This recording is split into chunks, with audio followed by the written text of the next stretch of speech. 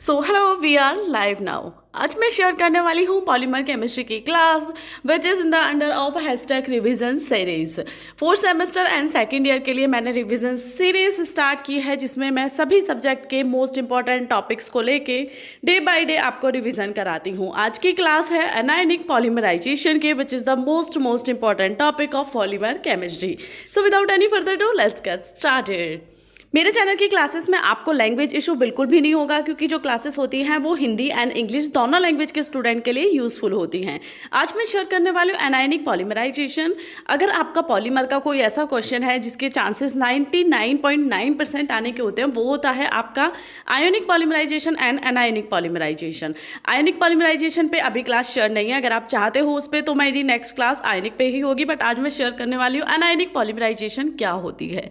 काफ़ी important topic है। अगर आपने पॉलीमर केमिस्ट्री का जो बेसिक है, initiation, propagation and termination steps को क्लियर किया है, उसमें मेरी क्लास अपलोड है। आपको पीडीएफ में भी लिंक मिल जाएगी नोट्स की, तो आप डाउनलोड कर सकते हो। वीडियो का डिस्क्रिप्शन चेकआउट कर लेना। तो अगर आपको वो तीनों स्टेप आते तो आपको आयनिक एंड एनायनिक दोनों बहुत ईजिली आ जाएंगी। सो इंट्रोडक्शन से स्टार्ट करते हैं। An anionic polymerization, a negatively charged ion attack on a pi electron pair of monomer molecule and pushing it as far away as possible. तो इसमें क्या होता है, एनायनिक पॉलीमराइजेशन में एक नेगेटिवली चार्ज आयन होता है जो कि पाई इलेक्ट्रॉन पे अटैक करता है। ठीक है, मोनोमर का जो पाई इलेक्ट्रॉन पेयर होता है उस पे अटैक करता है और जिसके थ्रू वो उसे पुश करता है। तो पाई इलेक्ट्रॉन मेन हो गया, क्योंकि नेगेटिवली चार्ज आयन अगर आपका अटैक करेगा, वो क्लियरली आपको पता है कि वो मोनोमर के ही पाई इलेक्ट्रॉन पेयर पे ही अटैक करता है और उसके थ्रू वो उसे बाहर निकालने की कोशिश करता है। बाहर इन द सेंस कि अगर वो मिड में है आपका, तो कोशिश करता है कि उसे दूर से दूर किया जाए। उसके थ्रू आप एज अ रिजल्टेंट देखते हो कि आपका जो पॉलीमर होता है, इसमें आपका कार्बन आयन बनता है प्रोपेगेशन स्टेप में, वो आपका एंड में मिलता है आपको। ठीक है, क्योंकि वो उसे थोड़ा पुश करता है। क्लियर, ये सिर्फ एक बेसिक इंट्रोडक्शन है।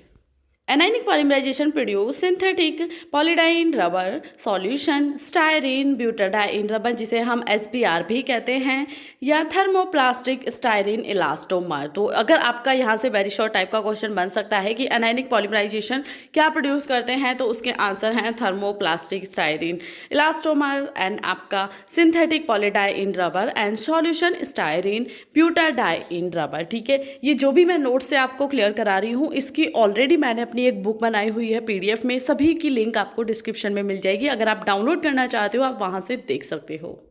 देन इंट्रोडक्शन का ही पार्ट है। It will form a sigma bond with monomer unit.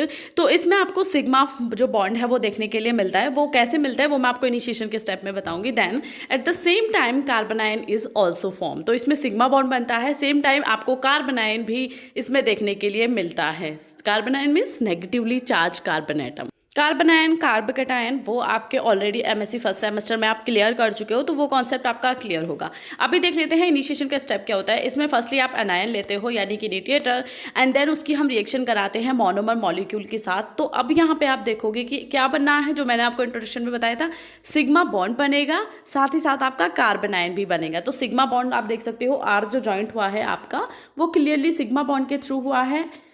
ठीक है, R यहाँ से आप देख सकते हो वो CH2 से अटैच हुआ है, तो ये सिग्मा बॉन्ड के थ्रू आपका अटैच हो गया। एंड देन यहाँ पे आप देख सकते हो ये जो CH के पीछे लाइक मोनोमर मॉलिक्यूल में वो सिर्फ CH है। ठीक है, वहाँ पे कोई फ्री रेडिकल नहीं है। देन वो यहाँ पे CH आपका क्या बन जाएगा, कार्बन आयन की फॉर्म में बन जाएगा, और ये हो जाएगा RCH2 single bond CHX। Clear हुआ कैसे आपका सिग्मा बॉन्ड बना और कैसे कार्बन आयन बना। अब देख लेते हैं। Now propagation process started. It is initiated by newly form carbon ion which attack on a second monomer unit. Propagation में क्या होता है, स्टार्ट होने के बाद इसमें जो इनिशिएटेड होता है वो न्यूली फॉर्म कार्बन आयन से होता है, जो कि अटैक करता है मोनोमर यूनिट पे। ठीक है, आप प्रोसेस क्या होती है वो देखिए, सेम ही आपके initiation, propagation and termination step की तरह है। तो आपको अपना बेसिक पहले क्लियर करना है पॉलीमर केमिस्ट्री का, उसके बाद आपको दिक्कत नहीं होगी। और एनायनिक में आपको सीधे सीधे याद रखना है, कार्बन आयन आपका बनेगा ही बनेगा सभी स्टेप में, और वो कहीं तो अटैक करेगा नेगेटिव पे और कहीं अटैक करेगा मोनोमर यूनिट पे। पे, ठीक है, सॉरी कहीं पाई इलेक्ट्रॉन पे एंड कहीं मोनोमर यूनिट पे उसका अटैक होगा। अब इसमें क्या करेंगे हम, सबसे पहले कार्बन आयन लेंगे जो कि हमारा फर्स्ट स्टेप में बना था। सेम होता है ना, इनिशिएशन के स्टेप को हम प्रोपेगेशन में आगे लेते हैं, क्योंकि प्रोपेगेशन का मतलब होता है चेन ग्रोथ, और सेम आपका एनायनिक पॉलीमराइजेशन में भी वही होता है कि चेन की ग्रोइंग। तो कार्बन आयन ले लिया, देन एक मोनोमर यूनिट ले ली जो कि है आपकी न्यू मोनोमर मॉलिक्यूल, ठीक है, clear. CH2 double bond CHX आपने ले लिया है। यहाँ पे हमने अपना कार्बन आयन ले लिया जो कि हमारे लास्ट में बना था, लास्ट स्टेप में। तो अब आपको यहाँ पे मिल जाएगा R CH2 then CHX and वो सीधा सीधा आपका अटैच हो जाएगा CHX जो कि कार्बन आयन की फॉर्म में है, वो आपका अटैच हो जाएगा CH2 से, एंड आपका जो नेगेटिवली चार्ज है वो ट्रांसफ़र हो जाएगा आपकी लास्ट यूनिट पे, यानी कि जो लास्ट में है आपका CHX, वो वहाँ पे पुश हो जाएगा, है ना। जिस पुश की बात हमने इंट्रोडक्शन में की थी, वो टोटली इंट्रोडक्शन था, ऐसा नहीं था वो सिर्फ इनिशिएशन स्टेप के लिए था या प्रोपेगेशन के लिए था, वो कंप्लीट प्रोसेस का इंट्रोडक्शन था। सो क्लियर हुआ कि कैसे यहाँ से अटैच हुआ, यानी कि जो पॉजिटिव साइन है वो आपका सीधे सीधे सिग्मा बॉन्ड में चल के चेंज हो गया एंड आपको अपना कार्बन आयन मिल गया, या यू कैन से कि न्यू कार्बन आयन आपको मिल गया है आपके प्रोपेगेशन स्टेप का। क्लियर हुआ कॉन्सेप्ट, कोई प्रॉब्लम आपको यहाँ तक नहीं होनी चाहिए, क्योंकि एज इट इज़ आपको लिखना है, ठीक है, आपको इसमें कुछ और मटेरियल ऐड करने की ज़रूरत भी नहीं है, इसीलिए मैं नोट्स से आपको क्लियर करा दूँ, जिससे कि आपके नोट्स भी साथ के साथ आप देख पाओ एंड आपका टॉपिक भी क्लियर हो जाए। अब देख लेते हैं third step which is termination. In termination process some strong ionic substance are added. जो टर्मिनेशन प्रोसेस होती है उसमें क्या होता है, कुछ स्ट्रॉन्ग आयोनिक सब्सटेंस जो हैं वो ऐड होते हैं। हम अगर नॉर्मली टर्मिनेशन स्टेप को बात करें तो टर्मिनेशन का मतलब होता है आपकी जो चैन ग्रोथ थी उसे रोक देना, बट आपकी अगर आप एनायनिक की बात करते हो तो इसमें क्या होता है, आपके न्यू स्ट्रॉन्ग सब्सटेंस आके जुड़ते हैं जिसके बाद चैन की ग्रोथ नहीं होती, वो क्लियर है, बट आपके इस स्टेप में ग्रोथ होती है, उसके बाद होने के चांसेस नहीं रहते हैं।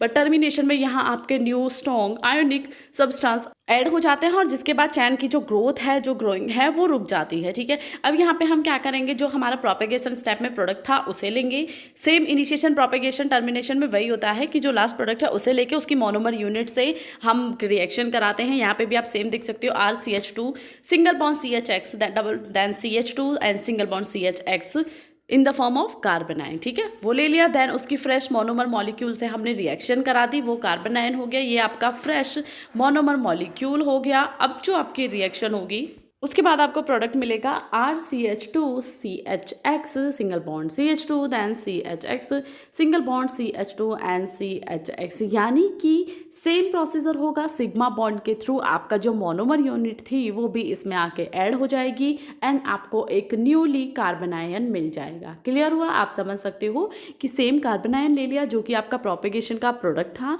उसके बाद उसकी न्यू मोनोमर मॉलिक्यूल से रिएक्शन करा दी तो आपको आपका प्रोडक्ट मिल जाता है जो कि एक न्यूली फॉर्म कार्बन आयन होता है। सिंपली वो सिंगल बॉन्ड के थ्रू जुड़ जाता है एंड जो नेगेटिव चार्ज होता है वो आपका पुश होता है। इंट्रोडक्शन में मैंने क्लियरली कहा था कि इसमें नेगेटिव चार्ज पुश होता है, वो जितनी दूर तक थोड़ा पुश हो सकता है इतनी दूर तक पुश होता है। तो आप यहाँ पे समझ सकते हो जो आपका कार्बन आयन का नेगेटिवली चार्ज था वो आपके फ्रेश मोनोमर मॉलिक्यूल तक पुश हो जाता है एंड आपको आपका कार्बन आयन मिल जाता है।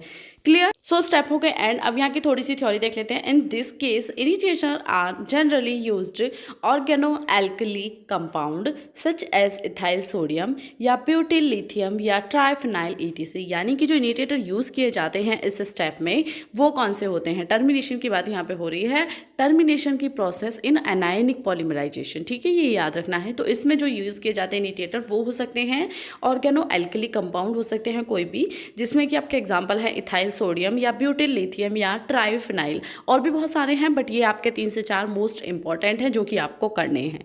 अब यहाँ से टॉपिक आपका क्लियर हो गया, एनायनिक पॉलीमराइजेशन।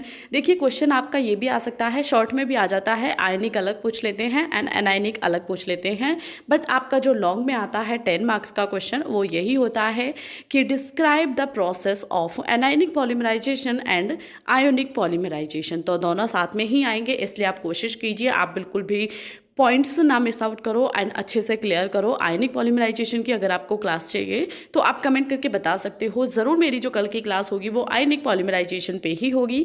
मेडिसिनल केमिस्ट्री की रिवीजन की सीरीज़ ऑलरेडी स्टार्ट है, आप चेकआउट कर सकते हो ओल्ड वीडियोज़ को। साथ ही साथ ऑर्गेनिक सिंथेसिस की भी मैं रिवीजन की सीरीज़ स्टार्ट कर चुकी हूँ, जिसमें most important topic and plus उनका रिवीजन भी है आंसर के साथ। So you can go and check out my all old classes. So thank you for watching and please like the video and share as much as you can with your friends and family members. So bye bye.